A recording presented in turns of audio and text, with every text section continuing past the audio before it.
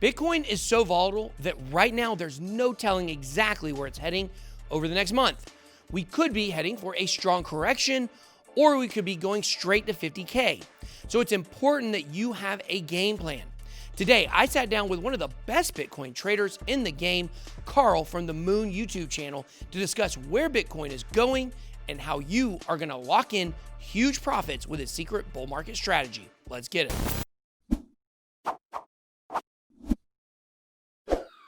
BitSwap is the hottest new way to trade tokens. Crawling all the top decentralized exchanges, BitSwap gets you the very best price and value for your trades. BitSwap is changing the game. Try it now at bitswapdex.io. Hey guys, welcome. I'm joined here, very honored to be joined here by Carl from the Moon. I love this guy's channel. He's awesome. He does technical analysis. I've watched his channel for a long time. Does, a little fundamentals mixed in. And Carl, we're super glad to have you on the channel today. Thank you so much. I am honored to be on this channel. BitBoy Crypto, this channel is blowing up like crazy. I'm very, very honored to be here. Yeah, thank you. Thank you. So let's just start with what people want to know. People want to know about Bitcoin. And I think we've already seen Bitcoin kind of outperform where it probably should be right now, based on history, charts, whatever. Like, it's really going crazy. Did you expect this for the Bitcoin price to see it, like hit 20K and just, blast off? I mean, I did not expect this kind of huge pump. No, I did not. I mean, we all expected Bitcoin to reach 20,000 and to go above 20,000, even reaching 100,000. I'm just surprised how fast, how quickly it's happening. I mean, from the Corona dump, down at like 3.8K, we've just been skyrocketing for a year straight without any major corrections. Usually we see these big 40% corrections in bull cycles, and we haven't seen that yet, which is a little bit weird and a little bit scary, because we know that eventually it will come, and maybe it's going to be worse than before because of that simple reason. But hey, I'm not complaining. I mean, so far so good, right? It really feels amazing, because I think it proves all of us right. I mean, we've been telling our friends and family and followers and everyone, we've been telling people for years. And I know that many people were skeptical. Most people didn't buy based on what we were saying. And until 20K. Kind of, yeah, I mean, most people, I told everyone I know to buy below $10,000, and many of them bought, but most didn't.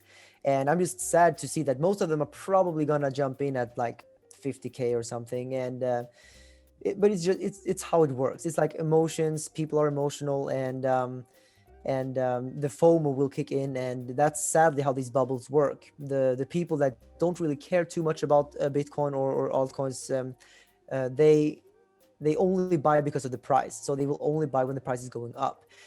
You and me and everyone who's probably watching this video here, we understand Bitcoin, and we know what it is, and we know how it can change the world. And that's why we are buying it, whether it goes up or down.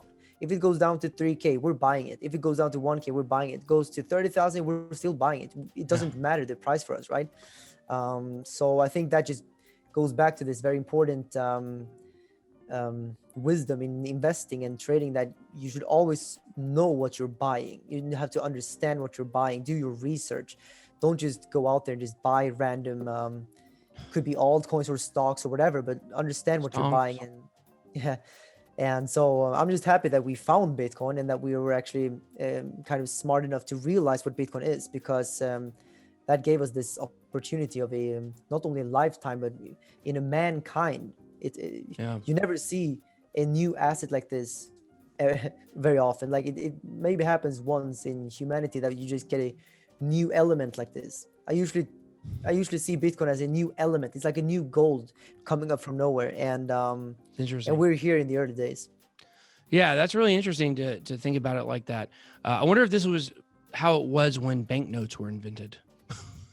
People were like, "Oh, paper money. What is this?" Yeah. So you touched on a lot of very interesting things there. But let's get to what you do primarily on your channel, which is technical analysis. And you guys make sure, of course, obviously, smash the like button here and then go over to the Moon channel. We'll put the link down below in the description. Make sure you guys give him a subscribe. He definitely knows what he's talking about, and he's going to teach us some things for sure and analyze the price as good as anybody else does it.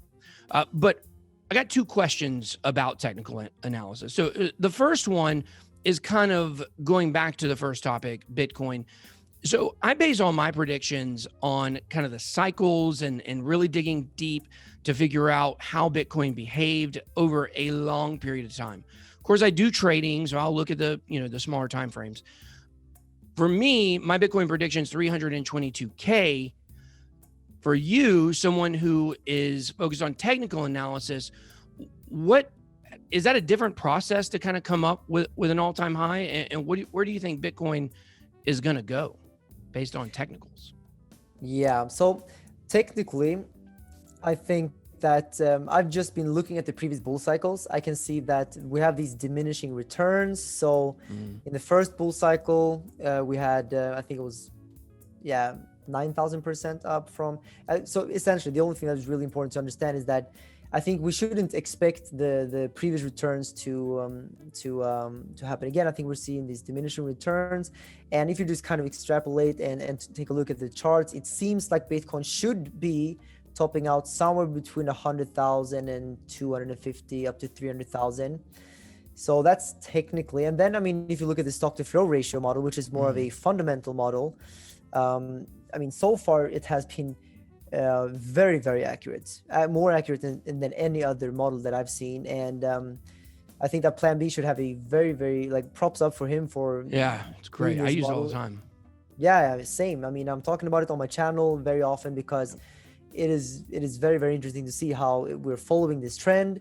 The stock to flow ratio is just something that clearly has an impact on price, not only for Bitcoin, but for other assets as well, which is the very interesting thing. And that's why I think it's working out, because it's fundamentally is impacting the price. And I think that this is going to, according to Plan B, put Bitcoin at $288,000 by the end of this year. So that is consistent with the technicals that I've been looking at. So what I usually say is that I think 100,000 is easy. I think that's easily going to happen. That's my opinion. But I think we can go much higher than that. And I think that 200, 250, 300,000 is very, very possible. Let's say that my prediction is 300,000 by the end of this year.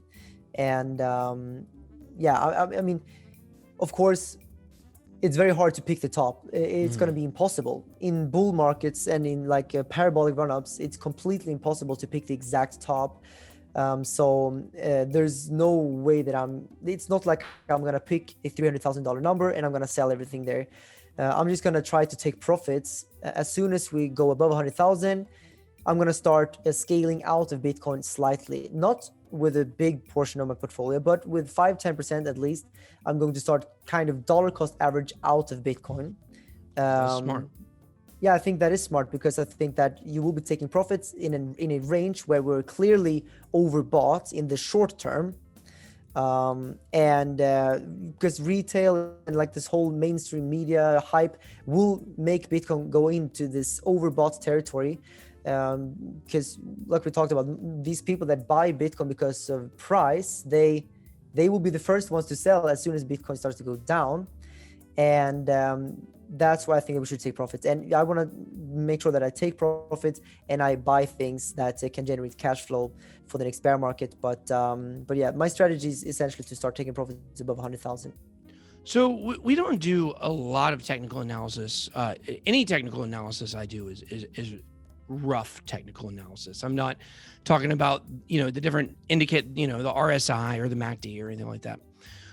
Can you just share with my audience a little bit why technical analysis is advantageous and why they should learn it if you believe that they should? Yeah, so first of all, before I learned about it, I thought it was just something weird, something that doesn't matter, something that is just like price is just random, and why would price bounce off of things? It makes no sense. That's what I thought, and I think many people think so. I hear many people always say that technical analysis doesn't work. It's just weird. But as soon as I went into the charts, I used TradingView and I put a few lines there, and I mean, I see that these trend lines, they seem to work very, very well. If you put a trend line, if it bounced twice off of a line, you will see that it will keep bouncing there, and as soon as it breaks the line, it will get a big move. So I realized there's something significant to it, and simple support and resistance is the like simplest way of doing technical analysis, but it's also in many ways the most powerful way, because you can draw these triangles and different patterns, and it's very, very tradable, or very, very actionable. You can definitely use these patterns to make decisions. And of course, if you have a triangle, you don't want to buy or sell before it breaks out. You want to buy or sell when it resolves, when it breaks, and that's where the power lies in pattern trading, for example. But I think that for sure it's very important to know technical analysis. It doesn't matter if you're trading or investing. It's very important because it can give you, for example, if you're investing, you want to make sure that your dollar cost averaging maybe in a lower area. Like you don't want to buy high, you want to try to buy low. So trying to establish when Bitcoin is overbought and oversold can be very, very useful. So there are different indicators you can use, and of course, if you're a beginner, there's no need to get 20 indicators. There, like less is more. Simple support and resistance, draw some patterns. That's usually what I do on my channel. I want to keep it simple and powerful. Yeah. Sometimes I will bring out something else like VPVRs or whatever it could be. But I usually try to make it simple and powerful, because sometimes I see people with like 20 indicators, and I don't know any serious trader who uses like a bunch of indicators like that. I think that you should maybe choose like 3-4 indicators, learn them well, and use them. Yeah, I think that's great. And I think that you do a great job keeping it simple, because I tell you, that's one reason why I actually watch your channel compared to a lot of other TA guys, because I can't follow what they're saying. You know, they get too technical, pun intended, I guess. And you do a great job of just simple lines. Here's a pattern. We're going to get a breakout. You know, it's going to go up or down. We're at decision point. You know, Bitcoin's got to do something. Like, it's pretty obvious when you look at the charts, the way that you do it. I think that's really great. And I love the people that say technical analysis doesn't work, because it's kind of like poker, right? Like poker, you can have the very, very, very best strategy all the time.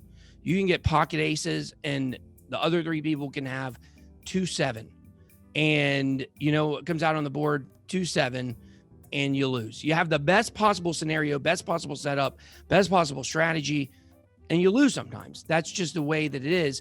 And, you know, the best like sports handicappers for gambling or sports betting, they win about 53% of the time. They barely win.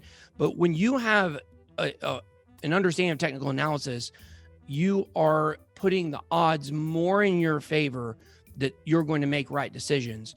And you might make a right decision and you can lose a trade, but that doesn't mean that it wasn't the right decision. Exactly. That's very important to know, that even if you have a pattern which is supposed to have 70% chance to break up, I mean, if it breaks down, that's not you being wrong. It's just statistics. Right. It will break down 3 out of 10 times. Mm-hmm. So exactly, it's all about putting the odds in your favor over time. So over 100 trades, you want to make sure that over time you are profitable by putting yourself at the right side of the odds. And yeah, that's what I'm trying to do on my channel. And it seems like it's working out so far. People seem to be enjoying my analysis, and I'm very happy about that. I love making the videos, and I'm super happy to have this job, actually, that I can talk about Bitcoin every day and just like live off of that, because talking about Bitcoin makes me happy. Even if I'm not on YouTube, I will be talking to someone about Bitcoin. Yeah, it's just, absolutely. You're probably the same, right? Because we can all relate to that. I mean, anybody who's on YouTube making content every day, like, you know, there's memes about it, you know, like, you know, oh God, someone asked him about Bitcoin. And then, you know, it's just I'm telling them everything they don't want to know about it.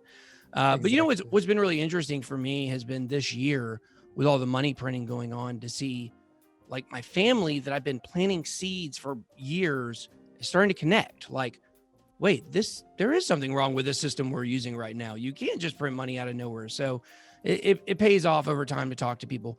last question I want to ask you, Carl, is about your Bitcoin maximalism. If you are a maximalist, we'll get to that. For audience, if you didn't know, a Bitcoin maximalist, someone who primarily or sometimes only believes in Bitcoin compared to the rest of the altcoins. And we're very hard on the maxis on this channel. We have a lot of fun making fun of the maxis. I don't believe you're a hardline Bitcoin maximalist, but can you just kind of give us your thoughts on, just to wrap up here, your thoughts on Bitcoin versus altcoins? Like, is it a battle? Do you think Bitcoin's already won? How do you feel about that? Yeah, so I know many people think I'm a Bitcoin maximalist. I never introduced myself as a Bitcoin maximalist. I got an eye for him. I watch your tweets, Carl. Yeah. So I mean, I do hold Ethereum, for example. I would say that more than 8-9% of my portfolio is Ethereum, and I do hold some altcoins. I'm not going to go into any specifics there, but I do hold like 10-15 altcoins. And yeah, I mean, if a maximalist can hold crypto like altcoins, then maybe I could be a maximalist, but I wouldn't say that I am. I think that what I do believe is that I believe in Bitcoin more than any other altcoin out there. That is for sure. And I understand Bitcoin much more than any other altcoin out there. That is also for sure. And what I've been saying here is that we should always invest in what we understand, right? And the monetary properties of Bitcoin is something that I truly understand. I've been researching a lot about the monetary system, the financial system, way before crypto. I was a gold guy. I was into precious metals. A gold bug. And yeah, that's what I was before Bitcoin. Who says gold bug? Who does that? I don't know. You didn't do it, Carl. I did. No, I'm a Bitcoin bug now. There you go. Yeah, but so for me, Bitcoin is something that I understand, and I want to always make sure that I invest in things I understand. And Ethereum is something that I understand to a degree. I wouldn't say that I am an expert in any shape, way, or form, but I understand the use case, and I see the use case. I can see that it's being used. It has the network effect out there, so that's why I feel like it makes sense to get exposure to Ethereum. And then when it comes to other altcoins, that's when I'm kind of getting lost a little bit, because there are so many coins out there. We're talking about thousands and thousands of them. And I try to stay away from buying things that I don't understand. I can trade them, but I don't want to buy and hold things that I don't understand. And good point. Of course, I can go into these altcoins and I can spend hours and hours, but is it worth it for me to sit and spend hours and hours to buy these altcoins when I can just do what I'm good at instead? And I understand the interesting, like, the fun thing about buying altcoins, because they can go up 100x in just a few weeks. We've seen it before. But yeah, if I'm buying altcoins, then it's basically mostly for the price, not because of the fundamentals. Because usually when a serious stock investor is investing in stocks, usually he will take at least a few days to research, go through the balance sheets and take a look at the macros and like everything, and then maybe buy. But here in the altcoin space, in the people just go to CoinGecko or CoinMarketCap and just like pick a bunch of random alts and just buy them. And it's not a very wise way of investing. And I think that a lot of the value behind the altcoins, it's kind of like air. It's based on pure speculation by people that it's like based for sure. Yeah. But I just think that a lot of the altcoins are based on speculation by people that don't really understand what they're buying. I guarantee you that if you go out to like 90% of everyone holding a specific altcoin, I'm sure they wouldn't be able to tell you what the altcoin is supposed to do or the fundamentals of the altcoin. And I don't want to be that guy holding a bunch of stuff that I don't understand. But I do understand that people that actually do the research and find these altcoins, I really believe that there can be fantastic opportunities out there. I do believe that exactly as in the .com bubble, there will be these handful and maybe even dozens of altcoins that can transform the world in some different area of life, whatever that could be. And I think Ethereum can be one of them. I'm not confident in Ethereum to the degree where I'm gonna go all into Ethereum, because I feel like who knows? Maybe something better comes up. But then again, Ethereum has a network effect just like Bitcoin has, and that's a huge advantage for Ethereum. And I don't know, what do you think? Do I sound like a maximalist? I mean, I feel like I'm like, Carl, I like to say your Yeah. name, Carl. Yeah. Have you ever watched The Walking Dead? I did, yeah. Yeah. There's a meme where the main character looks at his son, Carl, and says, Carl. So when I say your name like that on my channel, whenever I refer to one of your videos, I'm like, well, I watched Coral's video today and he said, such and such. But, I paid attention to your tweets and I look at, the engaging stuff you do on Twitter. You do a great job on Twitter. And, your videos are primarily Bitcoin, almost exclusively. And so I wanted you to explain it. And I honestly believe that the way that you explained that was really, really well defined. And I actually completely agree with you on all those points. The one thing I would say is, we know the people watching this channel, not everybody has money. Not everybody has $10,000 to invest or even $1,000 to invest. And the appeal of the altcoins, if you get in early enough before they pop, you can take a small amount and turn it into a large amount. And that's why we talk about it here on the channel. We talk about altcoins because, some of those are life-changing opportunities, but of course, some of them are just going to go by the wayside like a lottery ticket. So like to highlight those, but the one thing you said that really stood out to me was, that Bitcoin is the only thing that you're really completely long-term on, and Ethereum to some extent.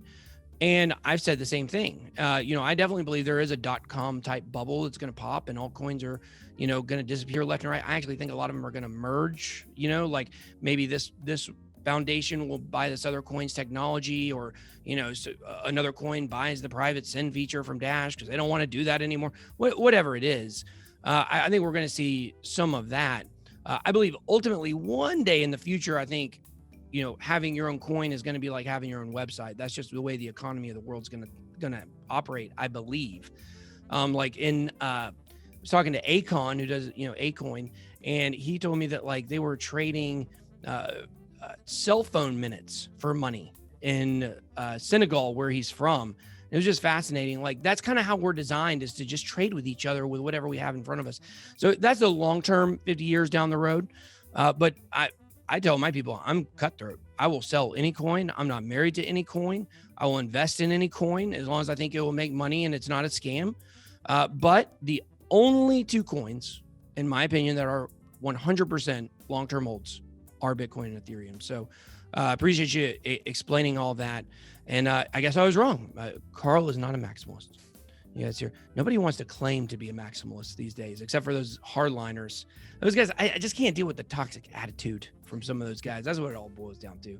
But you're a nice guy, Carl. And that's why we had you on the channel. This is what I just like. I agree with you, because I also don't like this herd mentality, or this it's not like we're like different football teams or whatever. I think we're all in this together, and it doesn't matter whose coin is going to go up most or not. I think we're all in crypto, and it's kind of us versus the banks and the traditional system anyways. And I still believe that most altcoins are going to go to zero. It's just what I think, but I still think that we can learn from each other and hold each other's coins and hands or whatever, and be happy with that.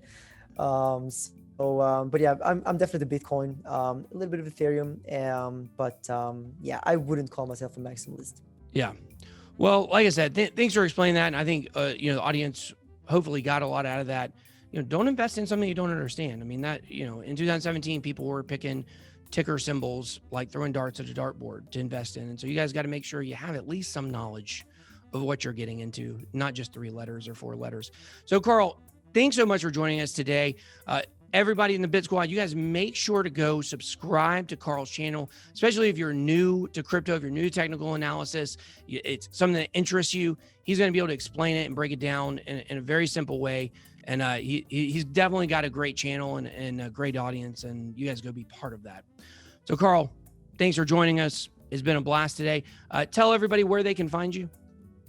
Yeah, so thank you for the kind words. And on my channel, The Moon, I make 1 video every day about Bitcoin and occasionally Ethereum as well, especially now in the past few weeks and months. So that's where they find me. And of course, Twitter, The Moon Carl. Yeah, I try to stay consistent, make some content. I love doing content, and I can see that you love it as well. You're uploading 2-3 videos per day almost to see. Yeah, it's a great time to be a crypto holder, right?